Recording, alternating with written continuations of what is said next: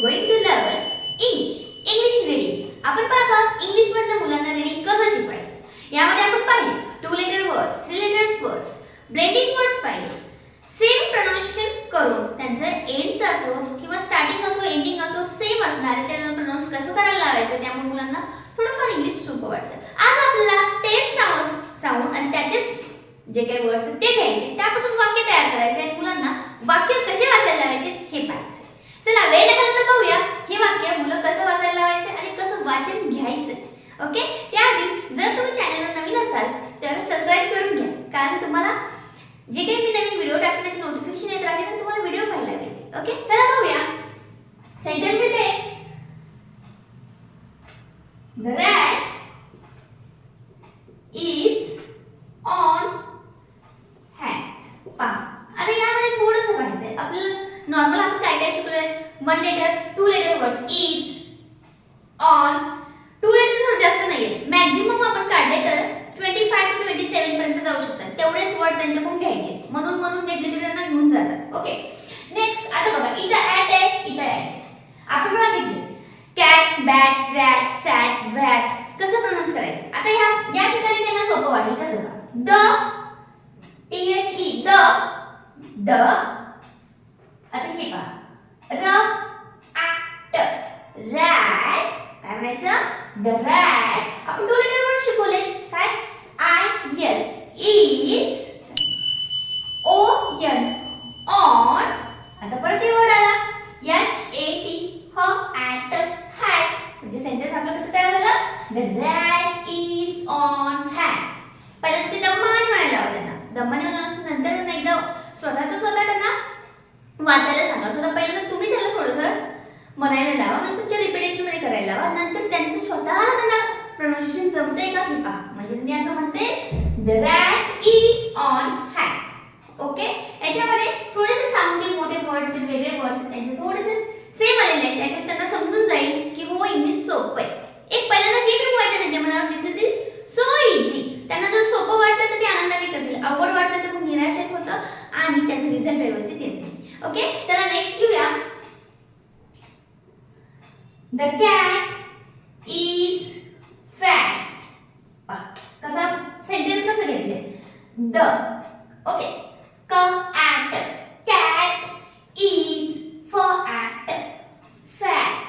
Okay, काय केलं, the cat is fat. इथं या ठिकाणी पण ॲट असेल, इथं पण ॲटच आले. कसं तेच साऊंड आहे, साऊंड तेच असलेले वर्ड घेतले आपण आणि त्याच्यापासून एक सेंटेन्स तयार केले. कारण हो शब्द वाचता येतात पण हे मोठं बघितलं की घाबरतात असं म्हणायला नको, म्हणून आता थोडेसे सेंटेन्स कसे वाचायचे. The cat is fat. At नुसार त्यांना प्रोनाउन्सिएशन येऊन जाईल. Next a cat sat on a mat. आता थोडंसं अजून एक ॲड केलंय. पहा काय केलंय, क ॲट कॅट स ॲट म्हणजे सॅट ON ऑन म ॲट मॅट. म्हणजे कसं झालं, कॅट सॅट ऑन मॅट. असं फ्लुएन्सी मध्ये येऊन जाईल त्यांना कधी थोडेसे प्रॅक्टिस केल्यानंतर. नेक्स्ट घेऊया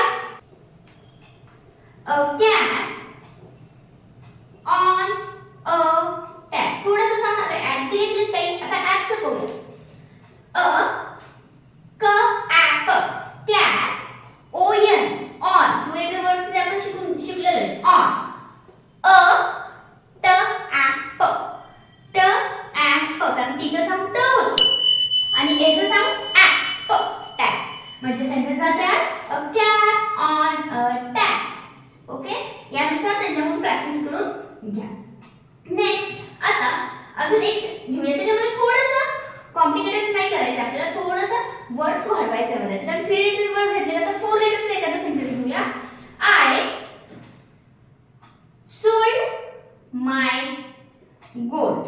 पहा अशा पद्धतीचे मी तुम्हाला वर्ड्स सांगितलेले आहेत. बघा ओल्ड ओल्ड आले शेवटला, म्हणजे थोडंसं साऊंड सेमच आहे त्यांचा. आय स ओ ल ड ल आणि ड. I sold my gold. I sold my gold okay, या पद्धतीने I sold my gold. Next या सेंटेन्सला तुम्ही स्वतः बोला, तुमच्यानंतर त्यांना बोलायला लावा, नंतर त्यांना स्वतःला बोलायला लावा, वाक्य रीड करायला लावा, म्हणजे त्यांना समजून येईल ते प्रोनाउन्सिएशन करतायत का. ओके, नेक्स्ट घेऊया. आय, थोडंसं वेगळं सेंटेन्स, त्याच्यामध्ये एक थोडंसं वर्ड ऍड केलेलं आहे, कारण आपल्याला थोडं थोडं करून हार्डकडे जायचं, एकदमच हार्डकडे जायचं नाहीये. आता मुलांना सगळ्यांना I like cat, I like chocolate, I like असं म्हणायला आवडतं, त्यामुळे छोटंसं वेगळं वर्ड इथे ऍड केलाय. आय, ल एक, ल एक, लाईक, टू, टीओ टू, ब एक, बेक केक. बघा या ठिकाणी कसं आलंय, बेक केक केलंय मी, म्हणजे I like to bake a cake. या पद्धतीने त्यांना याच्यामध्ये काय केले, ऍक्ट साऊंड रिलेटेड मी थोडेसे वर्ड्स ऍड केले आणि त्यांच्याकडून हे रीड करून घेतले. तुम्हाला मुलांना रीड करायला अशा आमच्याकडे वाक्य नाहीत असं प्रश्न पडत असेल तर याचा स्क्रीनशॉट घ्या, म्हणजे तुम्हाला तेच वाक्य तुम्हाला दाखवून किंवा एका पेपरवर लिहून तुम्ही त्यांच्याकडून परत परत म्हणून घेऊ शकता. अजून काही सेंटेन्स घेऊया ज्यामुळे त्याच्यामध्ये त्या सेंटेन्सनुसार त्यांना लिहिणी सोपं वाटायला लागेल.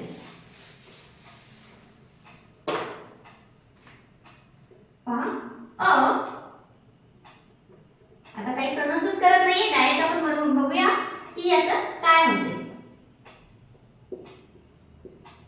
आता थोडंसं चेंज केलंय, अँड आणलंय. A m an man, a man in a v an van. काय झालं, man in a van. Okay, या पद्धतीने हे सेंटेन्स रीड करा. Next, the lock is,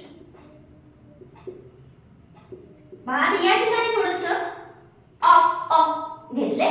the lock, सीकेचं साऊंड क होतं, त्याचा क त्याचा क मिळून दोन्ही कच. The lock is on the, हे जर सगळ्यांना म्हणून लक्षात घेऊन गेलं असेल, the lock is on the rock, म्हणजे झालं रॉक.